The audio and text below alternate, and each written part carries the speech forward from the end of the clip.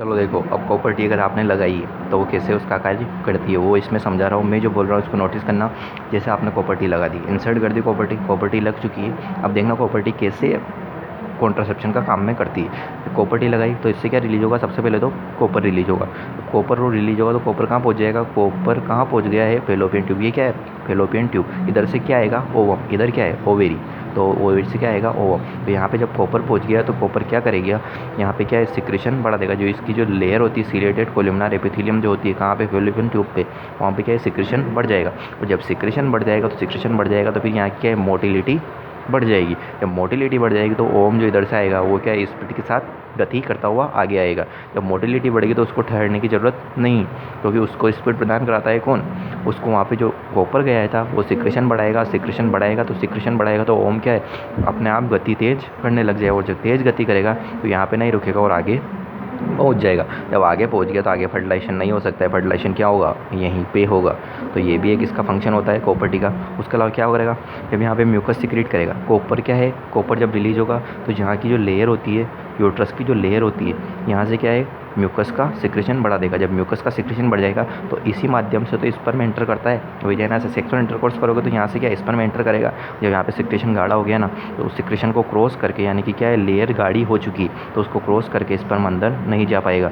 यानी कि यहाँ पे सिक्रेशन ज़्यादा हो गया तो फिर स्पर्म उसके अंदर घुस नहीं सकता। तो स्पर्म क्या है, अंदर आगे नहीं जा पाएगा। तो स्पर्म यहीं पे मर जाएगा। तो सिक्रेशन अगर बढ़ गया है तो स्पर्म अंदर घुस नहीं सकता है।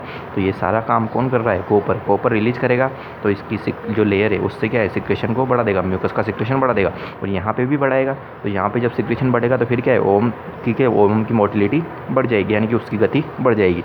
तो सिंपल सा है, वहाँ पे लिक्विड ज़्यादा है तो उसमें गति आसानी से कर सकता है। तो गति करेगा तो फिर आगे पहुँच जाएगा और इधर से स्पर्म अंदर नहीं जा पाएगा। और जब स्पर्म और ओम नहीं मिलेंगे तो फिर फर्टिलाइजेशन नहीं होगा। तो ये भी इसका कार्य होता है।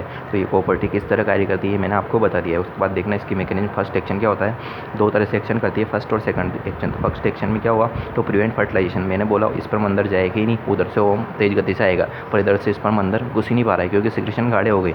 तो फिर क्या है, दोनों मिलेंगे तो फर्टिलाइजेशन हो गए। तो to prevent fertilization by making cervical mucus thick. Direct बता रखा है सर्वाइकल म्यूकस थिक, यानी कि म्यूकस ठीक हो गया। सर्विक्स किसका भाग है, यूट्रस का। और अगर सर्विक्स के म्यूकस जो है सिक्रेट हो रहा है वो ठीक यानी गाढ़ा हो रहा है तो उसको क्रॉस नहीं कर पाएगा स्पर्म, और स्पर्म ओवम नहीं मिलेगा तो फर्टिलाइजेशन नहीं होगा। उसके अलावा क्या होगा, स्पर्मिसाइडल एक्शन, यानी कि जो सिंपल सा कॉपर जो लगा हुआ था ये स्पर्मिसाइडल का एक्शन भी करता है। स्पर्मिसाइडल का मतलब क्या होता है, स्पर्म को नष्ट करने वाला। जब स्पर्म पहुंच भी गया तो इसके ऊपर जो कॉपर लगा हुआ होता है, मेटल जो लगा हुआ होता है, वो मेटल क्या करेगा, वो स्पर्म को मार देगा। तो स्पर्मिसाइडल का एक्शन भी ये करता है। उसके अलावा मोटिलिटी ऑफ सीलिया फेलोपियन ट्यूब, मैंने अभी ऊपर बताया तो सीलिया की जो मोटिलिटी फेलोपियन ट्यूब की वो बढ़ जाएगी। जब सीलिया की मोटिलिटी बढ़ जाएगी तो ओम क्या है, तेज गति से आगे की ओर आ जाएगा, वहाँ पे नहीं रुकेगा।